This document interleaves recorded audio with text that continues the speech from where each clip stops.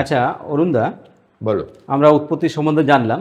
এইবার একটা জিনিস আমরা হরি লীলামৃতে দেখতে পাই, মানে বুদ্ধের কামনা পরিপূর্ণ করবার উদ্দেশ্যে হরিচাঁদের আবির্ভাব হচ্ছে।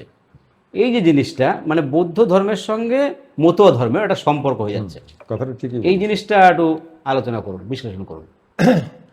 আসলে লীলামৃতের মধ্যে হরিচাঁদ ঠাকুরের যখন জন্ম ইতিহাসটা, মানে জন্মখণ্ড যেটাকে আমরা বলি, আবির্ভাব খণ্ড, তার প্রথম শ্লোকটাই বর্তমান লীলামৃতে তুমি সেটা পাবে না। প্রথম, তার আগে কিছু কথা প্রক্ষিপ্ত হয়েছে। তো আদি লীলামৃতের মধ্যে প্রথম শব্দটাই ছিল, তাই বুদ্ধের কামনা তাহা পরিপূর্ণের জন্য যশবন্ত গৃহে হরি হইল অবতীর্ণ।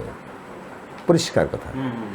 এটা যে কোনো লোকেই বোঝা যায় যে বুদ্ধের যে কামনা যেটা ছিল সেটা হয়তো বুদ্ধ শেষ করে যেতে পারেননি, তাই পরবর্তীকালে হরিচাঁদ ঠাকুর তারই উত্তরসূরি হিসাবে বলা যায় তার বাকি কাজকর্মগুলি করার জন্যই পৃথিবীতে আগমন ঘটেছেন। এটা লীলামৃত অনুসারে বলা যায়।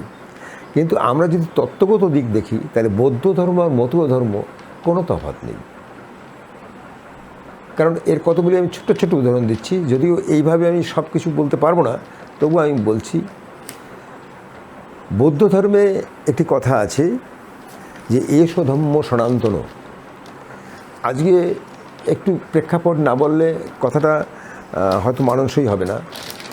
আমরা দেখেছি যে বৌদ্ধ যুগে বৈদিক ধর্ম ছিল একটা পরিপন্থী। বুদ্ধ একটা বিপ্লব করেছিল, তার প্রতি বিপ্লব হিসাবে তৈরি হয়েছিল বৈদিক ধর্ম। এবং পরবর্তীকালে যখন দেখা গেল যে যখন মোগলরা দেশে আগমন ঘটলো, সেই বৈদিক ধর্মটা আর্য ধর্মে রূপান্তরিত হয়ে গেল। এবং সেই আর্য ধর্মটা আবার যখন ইংরেজরা আসলো তখন দেখা গেলো সেটা হিন্দু ধর্মে রূপান্তরিত হয়ে গেল। সেই লোকগুলি যেটা আগে বৈদিক ধর্ম ছিল সেটা পরবর্তীকালে আর্য ধর্ম হলো, তারপরে সেটা হলো হিন্দু ধর্ম। কিন্তু এদের যে মূল স্ট্রাকচারটা, অর্থাৎ এদের যে মনোবাদ বা মনুস্মৃতি এবং শাস্ত্রগ্রন্থ, সেটা একই থেকে গেল। এখন এ একটা কন্ট্রাডিক্টরি ব্যাপার যে কিভাবে রূপান্তরিত হলো। তো বুদ্ধ যে বিপ্লবটা এনেছিল, সেই বুদ্ধের বিপ্লবটাকে প্রতি বিপ্লব হিসেবে তৈরি হয়েছিল বৈদিক ধর্ম। কিন্তু লক্ষ্য দুটো বস্তুর একই ছিল। কিন্তু পরবর্তীকালে কি দেখা গেল যে একদল লোক আর এক দলকে চিরস্থায়ীভাবে পর্যুদস্ত করার জন্য বা নিচু রাখার জন্য, শোষণ করার জন্য, হাতিয়ার হিসেবে ব্যবহার করার জন্য এরা বিভিন্ন শাস্ত্রগ্রন্থ তৈরি করলো। এবং সেটা বৌদ্ধের পরে, বৌদ্ধের আগে নয়। কারণ আমরা যে শাস্ত্রগ্রন্থগুলি আজকে হিন্দু ধর্মের বলে পড়ি, সেখানে কোথাও হিন্দু কথারই নেই। এবং একটু ভাবনা করলে একটু শিক্ষিত সমাজের কাছে আমার একটা আবেদন যে আমরা দেখেছি যে আগে স্মৃতির যুগ, সেখানে মানুষ গুরুর গৃহে যেত, গুরু যা বলতো একটা নির্দিষ্ট সময় পর্যন্ত তাদেরকে কিছু শিক্ষাদান দিয়ে বলতো যে তুমি ভাই একটা বটপাতা ছিঁড়ে দিয়ে বলতো তুমি বেদজ্ঞ হয়ে গেছে, চলে যাও। সেখানে কোনো লেখাপড়ি ছিল না, কারণ লেখাপড়ি অক্ষর জ্ঞানেই ছিল না। তাহলে লেখাপড়ি আসলে করতে গেলে শুধু শুনে শুনে মনে রাখতে হবে। শুনে মনে রাখতে। ওই জন্য আমরা পড়েছি ছোটবেলায় বেদের অপর নাম শ্রুতি। অবস্থায় একটি বাচ্চাকে যা বলতো সেটা সত্য কি মিথ্যা, সে গুরুর বাক্য হিসেবে সেটাকেই মেনে চলত এবং জীবনের বাকি সময়টা সে সেই গুরুর বাক্য হিসেবে সেটাকে মেনে অতিবাহিত করেছে। কাজেই পরবর্তীকালে যখন আমরা দেখি যে পালি ভাষা বা বৌদ্ধ যুগে যখন কিছু লিখিত গ্রন্থ আমাদের কাছে আসলো, সেই গ্রন্থের মধ্যে আমরা একটা জিনিস দেখতে পাই। সেই জিনিসটা আমি এখানে একটু বলছি সেই ভাষাই। দেখেন, পালি ভাষায় ন হি বেরেন বেরানি সম্বন্তি ধ কুদাচনং আবের ন চ সম্বন্তি এষো ধম্ম সনাতন। পালি ভাষায় পালি ভাষার আগে কোনো ভাষা আমাদের ভারতবর্ষে ছিল না। কারণ প্রায় 16টি ভাষাকে একত্রিত করে সংস্কৃত ভাষা তৈরি হয়েছে, সেটা পালি ভাষার অনেক পরে। কাজেই পরবর্তীকালে সংস্কৃতে সেই কথাটিকে কি বলা হলো, ন হি কদাচন ইহ বৈরানি বৈরেণ সামন্তি অবৈরণ চ সামন্তি এষো সনাতন ধর্ম। এখন বাংলায় যেটা, এ জগতে শত্রুতা দ্বারা কখনোই শত্রুতা দমন করা যায় না, ক্রোধহীনতা দ্বারা ইহাকে দমন করা যায়, ইহাই সনাতন ধর্ম। আমরা এই যে মাঝখানে বুদ্ধের পরে যে বিরাট একটা সময় বৈদিক যুগ গেল, আর্য যুগ গেল, হিন্দু যুগ গেল, কোথাও আমরা সনাতন কথার উল্লেখ পাইনি। অ্যাকচুয়ালি সনাতন কথার অর্থ কি? শাশ্বত। তো শাশ্বত, শাশ্বত মানে যা অনেক অপরিবর্তন পুরনো ছিল, অপরিবর্তন। অর্থাৎ অপরিবর্তিত, বা যাকে পরিবর্তন করা যায় না, অতীতে ছিল, বর্তমানে আছে, ভবিষ্যতেও থাকবে। তা এমন কি জিনিস পৃথিবীতে আছে যা অতীতে ছিল, বর্তমানে আছে, ভবিষ্যতেও থাকবে? সে একমাত্র প্রকৃতি। তাহলে আমরা যদি বলি যে বৈদিক ধর্ম পরে এসছে, আর্য ধর্ম তারপরে এসছে, হিন্দু ধর্ম তারপরে এসছে, তাহলে এগুলি পুরাতন নয়, এগুলো সনাতন নয়। এটা সহজেই বোঝা যায়। আমি শিক্ষিত সমাজের কাছে একটা অনুরোধ রাখবো যে আপনি একটু চিন্তা ভাবনা করে কথা ভাবুন। তাহলে সনাতন কি থাকতে পারে? বৌদ্ধ ধর্ম। বৌদ্ধ ধর্ম, সেটা আমরা যে বৌদ্ধকে আজকে পাই ভারতবর্ষে, উনি 28তম বুদ্ধ। যদি বলা হয় যে বুদ্ধ থেকে বৌদ্ধ ধর্ম তৈরি হয়েছে, সে চিন্তা ভাবনাটাই ভুল। আমরা যে সিদ্ধার্থ গৌতম বুদ্ধকে পাই, যাকে গৌতম বুদ্ধ বলি, উনি 28তম। তার ওনার আগে আরও 7-8 জন বুদ্ধ এই পৃথিবীতে এসছিলেন। তাহলে উনি 28তম। তাহলে আমরা দেখছি সেই পূর্ববৌদ্ধদের যে ধর্ম ছিল সেটাই ছিল সনাতন ধর্ম। আর পরবর্তীকালে প্রায় বুদ্ধেরও 2300 বছর পরে শ্রী শ্রী হরিচাঁদ ঠাকুর সেই একই কথা উচ্চারণ করলেন। দেখো একই কথা কি, যে প্রচারিল গুরাগম্য সূক্ষ্ম সনাতন ধর্ম, জানাইল এ জগৎ ভরি। প্রচারিল গুরাগম্য সূক্ষ্ম সনাতন ধর্ম, জানাইল এ জগৎ ভরি। তাহলে হরিচাঁদ ঠাকুর এই সূক্ষ্ম সনাতন ধর্মটা আনয়ন করলেন। কোত্থেকে আনলেন? পূর্ববৌদ্ধদের কাছে ছিল, সেটাকেই তিনি আনলেন। তাহলে এখান থেকে দেখা যায় যে বৌদ্ধ ধর্মের থেকেই এটা এসছে, যার ফলে বলা হয়েছে যে বুদ্ধের পরবর্তী স্বরূপ সেটা হচ্ছে হরিচাঁদ ঠাকুর। কাজে বুদ্ধর নবরূপে যে ধর্ম আমরা দেখতে পাই, যেটাকে সনাতন সূক্ষ্ম সনাতন ধর্ম বলা হয়, সেই এসো ধর্ম সনাতন থেকে এই সনাতন কথাটির আবির্ভাব ঘটেছে। এখানে মতুয়া কিন্তু কোনো ধর্ম নয়। মতুয়া একটি তাদের ভাব ভঙ্গি বা উপরে নির্ভর করে, যারা তাদেরকে ঘৃণা করতো, অবজ্ঞা করতো, বা হিংসা করতো, বা নিন্দা করতো, এই ধরনের একটা নিন্দাসূচক বাক্য হিসাবে মতুয়া কথাটা ব্যবহার করেছিল। যদিও আজকে সেটাকে ধর্মীয় রূপ নিয়ে একটা সম্প্রদায়, বিশেষ সম্প্রদায় নিজেদের মতুয়া বলে পরিচয় দিচ্ছে। মতুয়া কোনো ধর্ম নয়, মতুয়া একটি সম্প্রদায় যারা সূক্ষ্ম সনাতন ধর্মের অবলম্বী। তাই সূক্ষ্ম সনাতন ধর্ম পূর্ববৌদ্ধদের ছিল, সেটি হরিচাঁদ ঠাকুর এনেছেন। যেখানে বৌদ্ধ ধর্মের সাথে কোনো অমিল নেই। এছাড়া যদি আমরা একটু অন্য দিক থেকে দেখি, তাহলে বুদ্ধের সাথে হরিচাঁদ ঠাকুরের পৃথিবীতে 2 জন বাদে তৃতীয় ব্যক্তি আছেন কিনা সন্দেহ আমার জানা নেই। আমরা লীলামৃতের মধ্যে একটা জায়গায় দেখতে পাই, তারক সরকার লিখেছেন যে যারা মহামানব তাদের 32টি চিহ্ন, 32টি লক্ষণ।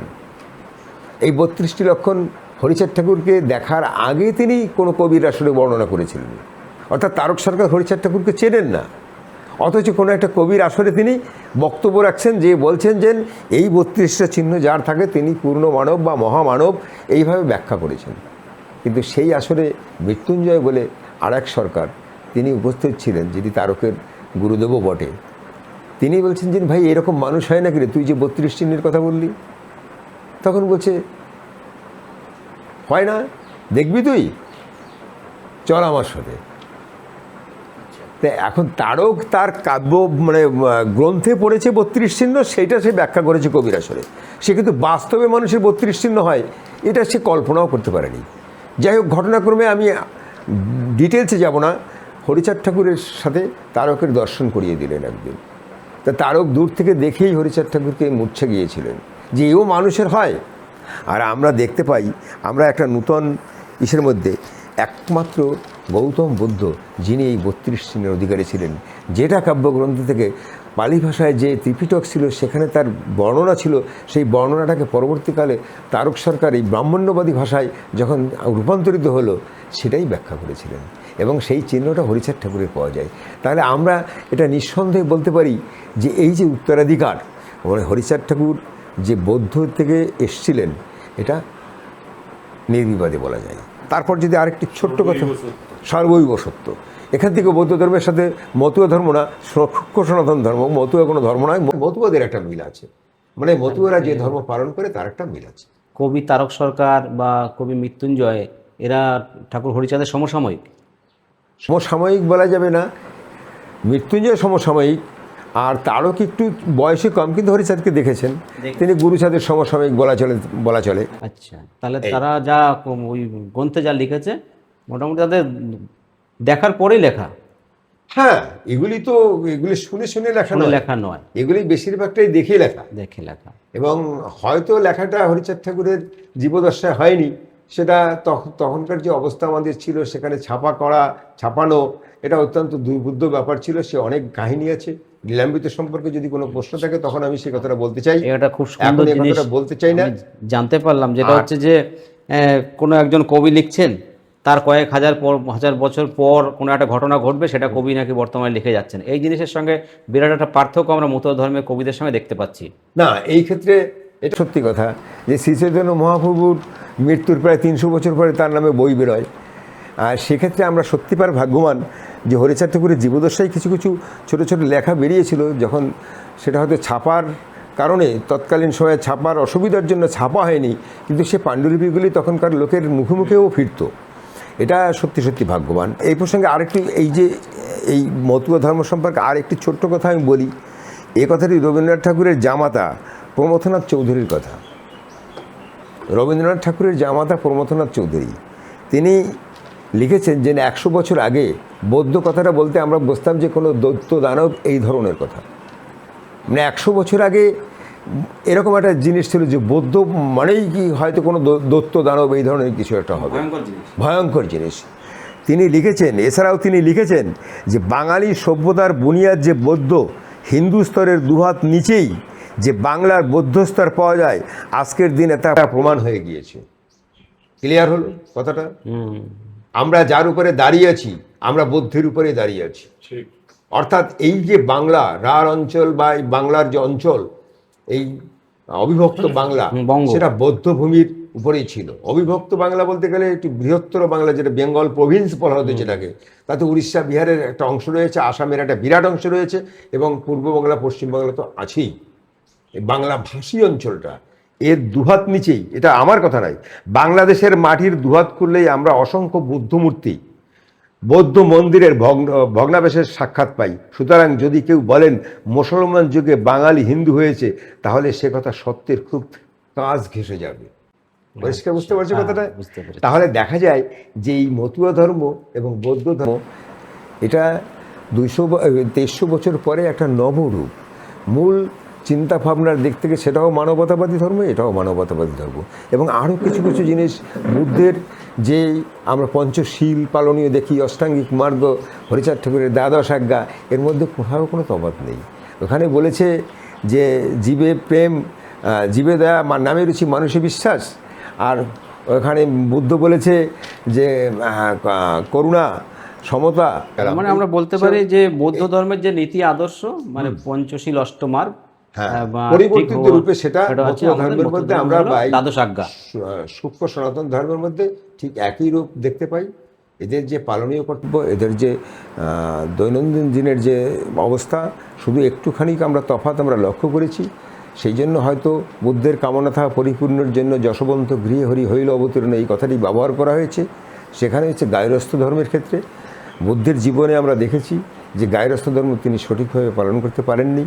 তাই পরবর্তীকালে হরিচাঁদ ঠাকুর সেই যে অসম্পূর্ণ কাজটুকু সেটা করে তিনি দেখিয়ে দিয়েছেন যে সূক্ষ্ম সনাতন গায়রস্থ ধর্ম, এই গায়রস্থ কথাটাকে সংযোজন করে তিনি পরিপূর্ণতা রূপ দিয়েছেন।